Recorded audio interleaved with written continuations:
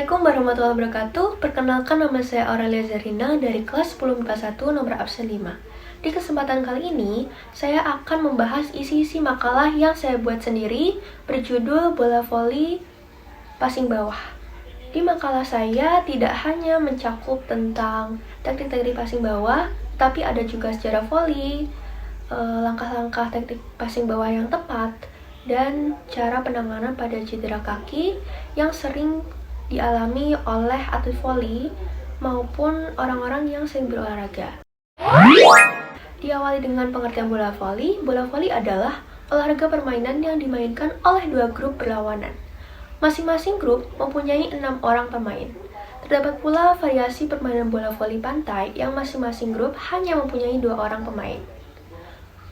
Olahraga voli dinaungi oleh FIVB, Federation International de Volleyball, sebagai induk organisasi internasional. Sedangkan di Indonesia dinaungi oleh PBVSI, Persatuan Bola Voli Seluruh Indonesia. Sejarah pada awal penemuannya, olahraga permainan bola voli ini diberi nama mincenet.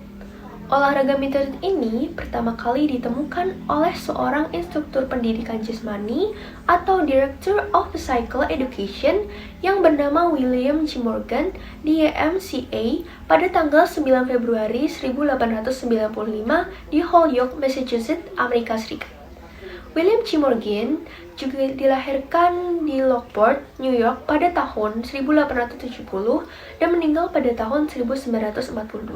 YMCA, Young Men's Christian Association, adalah sebuah organisasi yang didedikasikan sebagai mengajarkan ajaran-ajaran pokok umat Kristen kepada para pemuda seperti yang telah diajarkan oleh Yesus.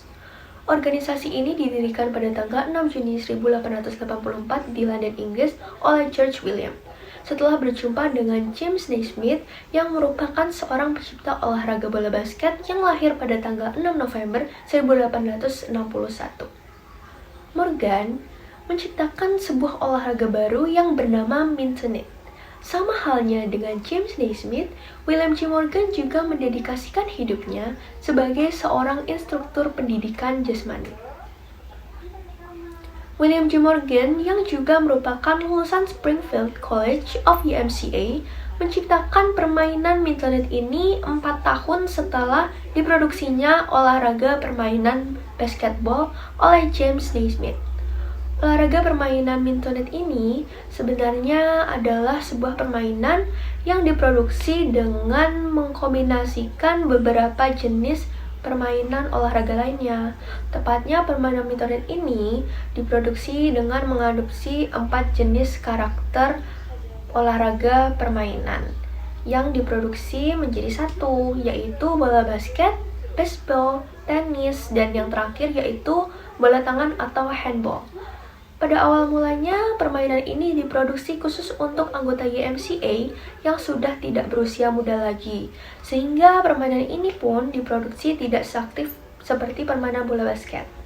Perubahan nama mincenet diproduksi menjadi volleyball atau bola voli terjadi pada tahun 1896.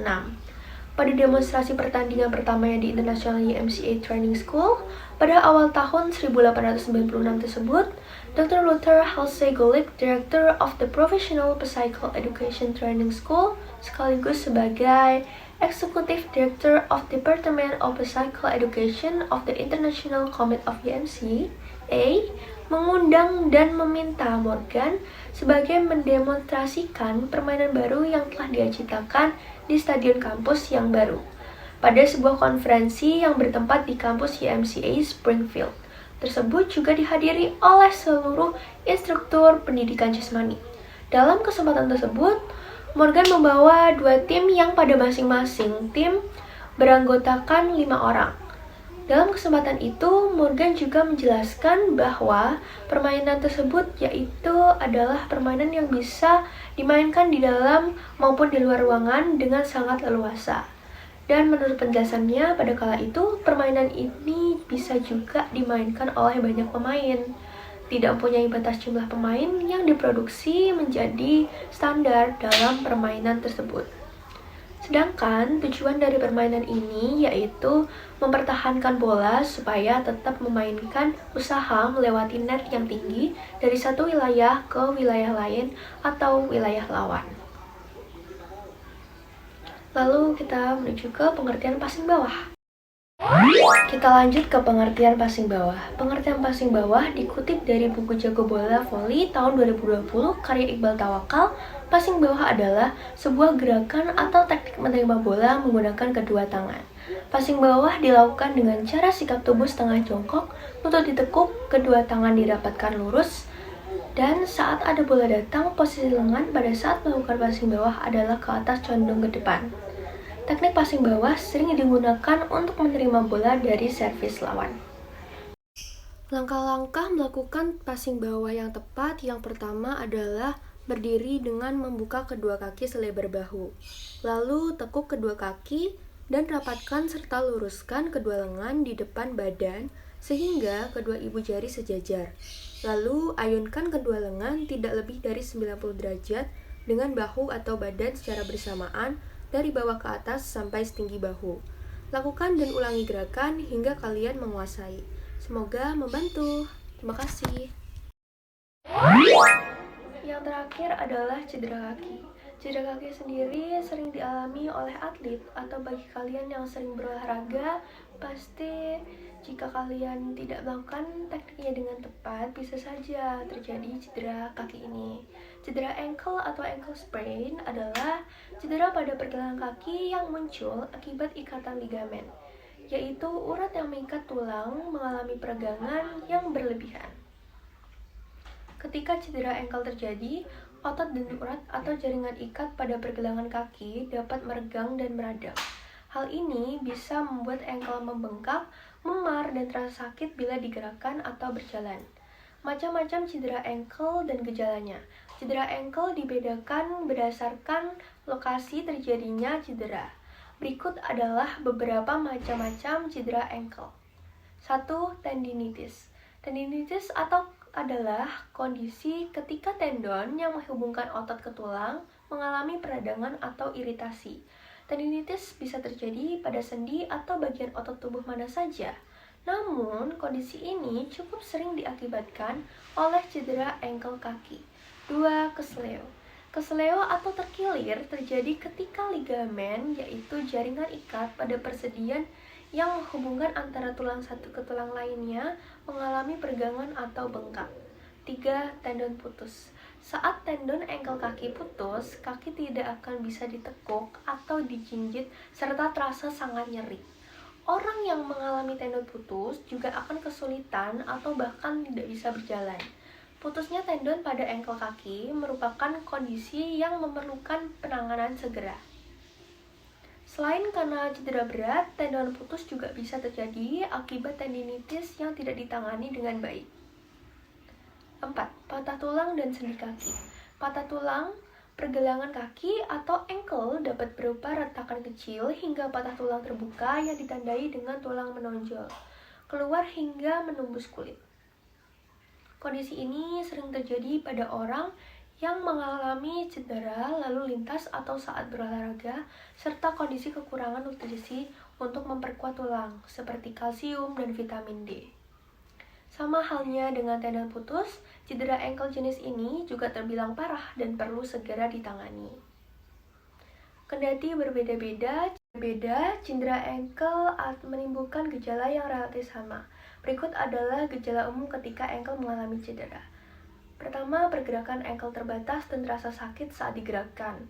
Kedua, kaki memar, pembengkakan, lalu nyeri ketika disentuh, dan lalu lanjut ke cara menanganinya. Cara penanganan cedera ankle tidak selalu sama, tergantung jenis cedera yang dialami dan tingkat keparahannya. Karena itu, kalian perlu segera memeriksakan diri ke dokter ketika mengalami cedera ankle untuk memastikan tingkat keparahan cedera ankle yang terjadi. Dalam menentukan tingkat keparahan cedera, dokter akan melakukan pemeriksaan fisik serta penunjang seperti foto ronsen, atau USG ankle kaki untuk melihat kondisi otot, tulang, serta urat tendon dan ligamen di dalam ankle yang mengalami cedera.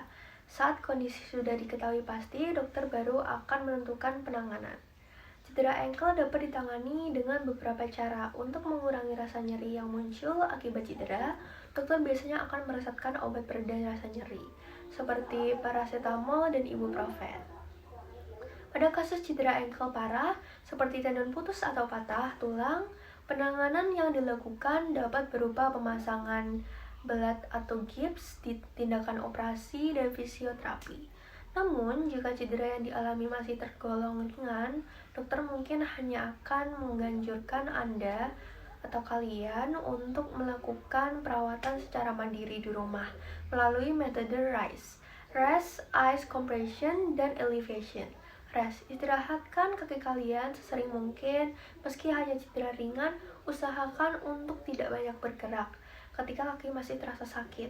Jika kalian tetap menggerakkan kaki atau banyak beraktivitas, cedera yang kalian alami akan sulit sembuh atau justru semakin memburuk.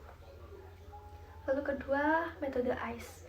Selain menggunakan obat yang diresepkan dokter, kalian juga bisa mengurangi rasa sakit dan nyerinya dengan meredakan pembengkakan pada ankle dengan mengompres dengan es atau air dingin. Caranya, bungkus es batu dengan kain atau basahi handuk kecil yang bersih dengan air dingin, lalu tempelkan pada bagian kaki yang terasa sakit selama 15-20 menit. Lakukan cara ini tiap 2-3 jam sekali. Lalu ketiga adalah metode compression. Balut ankle kalian dengan menggunakan perban elastis atau elastis bandage untuk meredakan pembengkakan yang terjadi. Namun, kalian perlu hati-hati saat membalutnya. Pastikan perban tidak terlalu ketat karena dapat menghambat aliran darah pada kaki kalian. Jika saat menggunakan perban elastis terdapat bagian kaki yang mati rasa dan muncul sensasi kesemutan atau kaki tampak membiru, maka kalian segera copot atau kendurkan perban. Dan apabila gejala tidak hilang setelah perban dilepas atau dikendurkan, segera periksakan kondisi tersebut ke dokter. Lalu yang terakhir adalah elevation. Saat istirahat di sofa atau tempat tidur, posisikan ankle kalian lebih tinggi dari dada. Kalian bisa menggunakan bantal atau guling untuk menopang ankle kaki. Cara ini bermanfaat juga untuk mengurangi rasa sakit dan meringankan pembengkakan. Lalu, dokter juga akan menjelaskan cara melatih gerakan ankle yang perlu Anda lakukan atau kalian lakukan ketika cedera sudah membaik. Hal ini bertujuan untuk mengembalikan kekuatan dan kelenturan jaringan ankle agar dapat berfungsi kembali dengan baik. Saat cedera ankle sudah sembuh, cobalah untuk lebih berhati-hati dalam beraktivitas. Selain itu, ada beberapa langkah sederhana yang bisa kalian lakukan untuk mencegah cedera ankle ini terjadi. Di antaranya, saat kalian mau berolahraga, kalian pastikan kalian lakukan pemanasan sebelumnya. Lalu, gunakan sepatu dengan ukuran sesuai dengan kaki kalian. Lalu, kurangi penggunaan high heels bagi wanita. Lalu, istirahat saat tubuh terasa lelah. Dan jangan berolahraga di permukaan lantai yang licin. Jika cedera ankle yang terjadi masih dalam tahap ringan, maka biasanya perawatan di rumah di atas bisa membantu pemulihan dalam waktu beberapa hari. Tetapi, jika gejala tidak membaik atau justru semakin parah, meski sudah menjalani metode-metode di atas, begitu pula jika cedera ankle menyebabkan nyeri yang sangat berat, tidak bisa berjalan, atau kaki tidak dapat digerakkan sama sekali, maka sebaiknya segeralah periksakan ke dokter ortopedi atau ke rumah sakit terdekat. Semoga penjelasan saya di atas tentang makalah yang saya tulis bisa membantu dan bisa memberikan manfaat untuk kalian semua.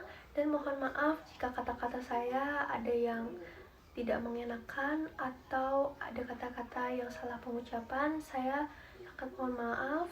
Terima kasih. Wassalamualaikum warahmatullahi wabarakatuh.